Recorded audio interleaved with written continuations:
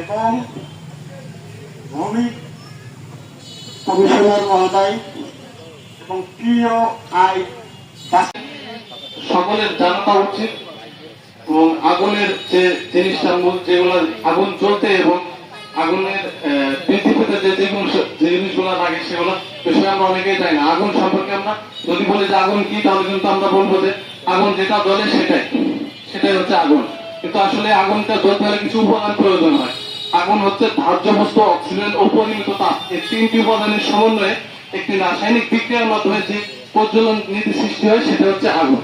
তো আমরা যে আগুনটা জ্বলে এর মধ্যে যদি আমরা যেগুলো উপাদান বললাম সেই উপাদানগুলো থেকে যেগুলো একটি জিনিস যদি আমরা কাট আপ করতে পারি তাহলে কিন্তু আগুন নিভে যাবে। হ্যাঁ, আগুন কিন্তু আমাদের চরম বন্ধু যতক্ষণ আমাদের নিয়ন্ত্রণে থাকে, কিন্তু আগুন যখন আমাদের নিয়ন্ত্রণের বাইরে চলে যায় তখন কিন্তু আমাদের জীবন নাশ এবং ক্ষয়ক্ষতির সম্মুখীন হতে হয়। ঠিক আছে, তো আমরা যে জিনিসটা এখন দেখাবো, এখন কিন্তু প্রত্যেকটা বাড়িতে এই গ্যাস সিলিন্ডারের মানে ব্যবহার হয়ে থাকে। এই গ্যাস সিলিন্ডারের আগুনটা আসলে অধিকাংশ জায়গায় কিন্তু এটা বিস্ফোরণ হয়, বিভিন্ন মানুষের ক্ষয়ক্ষতি এবং নিজের মানে জীবন নাশ হওয়ার মতো ঘটনা ঘটে থাকে। বাংলাদেশে কিন্তু আসলে এই জিনিসটা বেশি হয়ে থাকে।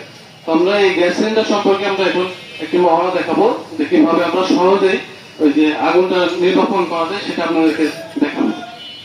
বিভিন্ন ধরনের আলোচনা হয়েছে। আমাদের বাংলাদেশ এমন একটা দেশ, এখানে হয় না আসলে এরকম দুর্যোগ খুব কমই আছে। তো এই অঞ্চলের যে সকল প্রধান দুর্যোগ মানে যেটা বড় সমস্যা সেটা হচ্ছে যে বন্যা আর জলোচ্ছ্বাস কম বেশি সব উপজেলা বা জেলাতেই হয়ে থাকে। এটার বাইরেও আমরা আজকে মূলত যে বিষয়ের মহড়া দেখলাম সেটা হচ্ছে অগ্নি নির্বাপন, যেটা আমাদের মানব সৃষ্ট আমরা বলতে পারি।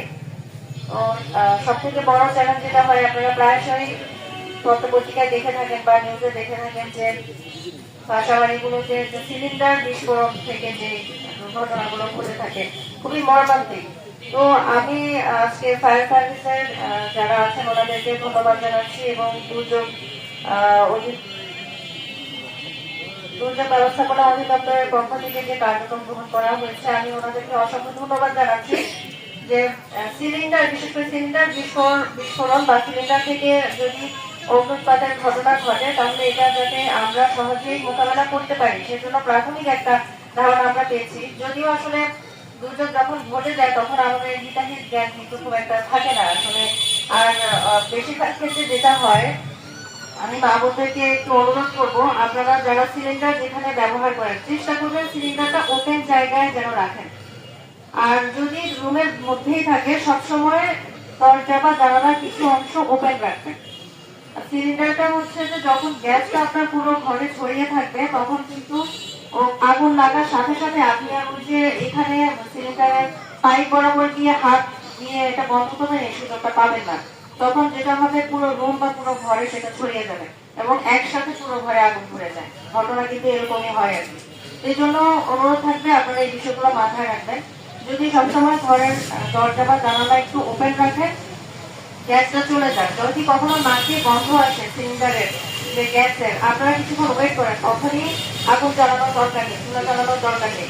দরজা জানলা ভালো করে খুলে দিয়ে বেশ কিছুক্ষণ পরে চুলাটা জ্বালান, তখন আশা করি এই ধরনের দুর্ঘটনাগুলো ঘটবে না।